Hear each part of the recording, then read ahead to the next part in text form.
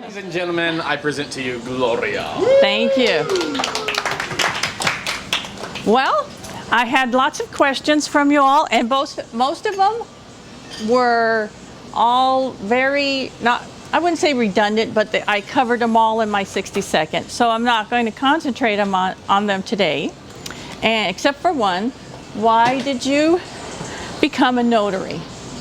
And that goes back way back when I finished in legal procedure. My first job at a probably my third job at a law firm, it seemed to be necessary for them to have a notary. This was in Arizona. So I became a notary in Arizona. Then when I moved to California, and I worked in law firms, and I settled in after about 5-6 years into a law firm, a family law, and then it became necessary they needed a notary, so I became a notary for California. So it has been over 22 years now, and since I've been a notary public in California. So my topic today is fingerprints, fraud, and forgery as it relates to a notary public. And I have some of these stand-ups here, but these ones over here are basically questions that were asked. I had 2 sheets, by the way, of questions because I did not do my speech in June, which I'm making up for. So this one's on your basic ones, acknowledgments and jurats, and what the difference of them are, and if anybody's interested, because that became a question that has been asked repeatedly. And so getting back to fingerprints, thumbprints, fraud, and forgery. Now, where I have my little guys, I found this pic and I loved it because there's fingerprints, there's fraud, and forgery. But it is the notary's #1 responsibility to know their state's laws with regard to identifying a signer. So this little stand-up here is in California. These are all acceptable forms of identification that a notary can use. So notaries in all states, not only California, are responsible for ensuring the identity of their signers and can be subject to civil or criminal liability if they fail to do so. So spotting fake IDs can be particularly challenging because high-quality fakes are easy to obtain in the internet. However, newer IDs like your real ID contain easily detected security features such as raised lettering, embedded holographic images, and microprinting, and other things. So, knowing that, I have this fancy little tool, if it's convenient, if anybody can whip out your driver's license, I can show you how it works. It's a UV light, and so when I'm identifying somebody, I can easily she's a fraud. Anita. I can easily bring out in this section that's so their awesome. birth date, their picture. These are found by a UV light. Girl, don't be taking pictures of my ID. Zoom in close on that, Warren. Zoom in close. That's a high quality fraud right there going in. See? She knows what See? Wow. That's cool. Wow. What's her height, weight? Oh, it does not. Okay. Of course she does. The UV light is user friendly. It does not identify height and weight. So mine can stay like the same I was when I was 35. And nobody asked questions. Yep. So another thing I wanted to point is fingerprints. All signers of power of attorney, as well as deeds, quitclaim deed, deeds of trust, and any document affecting any real property must leave a right thumbprint in the notary's journal of notarial acts. A journal thumbprint is not required of signers of deeds of reconveyance, trustees' deeds resulting from decree of foreclosure or non-judicial foreclosures. So that's my thumbprint. And then I just wanted to go over a few tricks that fraudsters use to when they get something notarized. and trying to prove their ID.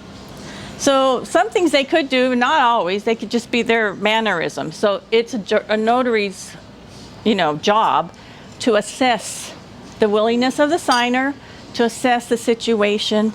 So a lot of these things could just be normal behavior. And I'm looking at them and they're basically my normal behavior, but if I weren't a notary. So the fraudster could ask you to hurry. The fraudster could ask you for a favor. The fraudster could plead with you for sympathy, like, please, my husband's car just got towed away and I'm in a real big hurry and I need to get this signed and please, I don't have my purse with me, stuff like that. Fraudster is a respectable person in authority. Okay, so I'm going to go notarize for Judge Smith and, I'm going to ask him for ID because that's the law. Even though I'm in his chambers, notarizing for him, I'm going to ask him for ID. So that's my little topic on fingerprints, fraud, and forgery. So if anybody wants to Did you say froster? Fraudster. Fraudster, sorry. Fraudster. Okay, so if anyone wants to take a look at these IDs, something that California is different from other states is that we, here in California, we could use the identification of an expired document, like item, like a driver's license, but no more than 5 years back. That's different from other states. And then another thing is, it used to be that we could notarize free of charge for somebody that we know, like, okay, this is my neighbor, I'm not going to charge you. No. Not since about 2000, well, when I went to be recertified in 2016, no longer could you do that. So what I do is, unless you have a limited contract with your employer, let's say I was at work, I had a limited contract with my employer that I wouldn't charge her clients, just between her and I. But in return, she paid for what I needed every 4 years, my omissions and errors insurance and all the certifications that I needed. So we had a trade. So that's why it's a contract. So other than that, when I do a notary signing, I always get their ID and I ask them for a fingerprint because I'm old school and I like to have 2 forms of ID like was previously required prior to, like, I think 2016 that you just all won. And then it was just suggested that, hey, you may get their fingerprint as a second form if it makes you feel comfortable. So I use a second form of ID as their fingerprint.